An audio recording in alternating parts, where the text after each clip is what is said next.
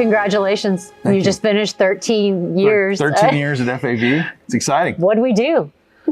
Listen, we covered everything from self-driving cars, aviation, towed drones, what's going on with the EV world in China. Had a great presentation on trucking and what's going on by McKinsey.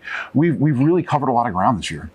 We had so much success this year with a lot of ways. One, DOT and our expressway partners and all the meetings we had. Talk about some of the companies that were here and what you see them doing next in Florida. So one of the ones that we really kind of highlighted 3 or 4 companies, No Traffic being one, an Israeli firm that we actually met at CES a couple of years ago. And really thinking about automated traffic signals, we think that's the best ROI in transportation. The reports that the Florida Policy Project has put out have really highlighted that. So it was important that we really talk about that and highlight automated traffic signals. I think is one of the major issues that Florida really can lean into and continue to see some real successes in. We talked to Airlane, which is a great company out of, they actually started really here in Florida and tested in Florida, that does towed delivery drones. And so it's in gliders. So that's really exciting to watch that. And I don't think most people in the room knew that it was going on through Florida. So those were 2 that I think were really interesting. And then we kind of jumped into a couple of other really interesting conversations, thinking about one, what the history of automated vehicles was, but really kicking off and thinking about where trucking is going. I think this is an interesting conversation that is oftentimes, in the robotaxi, that's the kind of sexy piece, but what everybody doesn't think about is what do rails look like, what do roads look like, and how does this transition take place? We had amazing sponsors also. So Waymo, what a great involvement we've seen from them over the years and how we've just connected with them and helped them connect across Florida. What does that look like? Waymo was kind of the OG, the Florida Policy Projects, or the Florida Automated Vehicle Summit.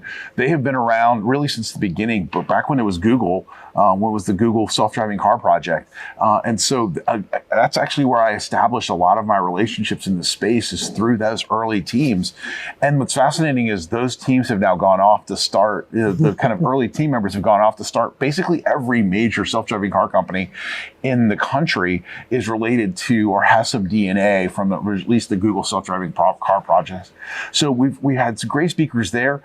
And we had, one of my heroes, Chris Gertie's here. So I'm always I'm always great to see Chris. And now that he's working with Waymo, I was so honored to have him fly across the country and join us for this.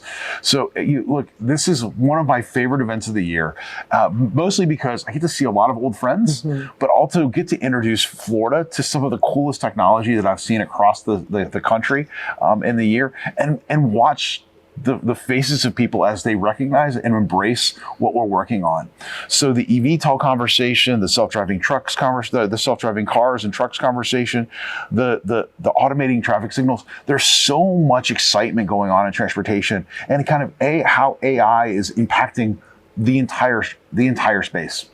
I love to sit in the back and watch everyone take pictures of the speakers and of their screens and of the PowerPoints. When you envisioned this 14-ish years ago, did you expect it to be as big? And we had 500 plus people here.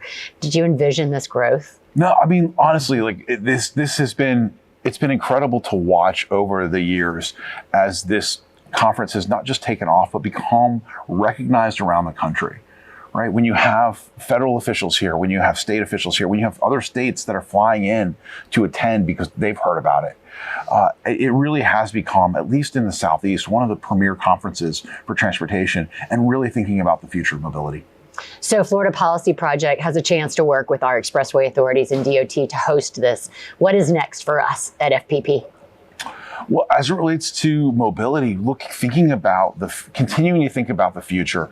We're at about the time of election here in the next couple of years. So we're going to have a new governor with new vision, and we're going to be able to kind of continue to accelerate the pace of this change.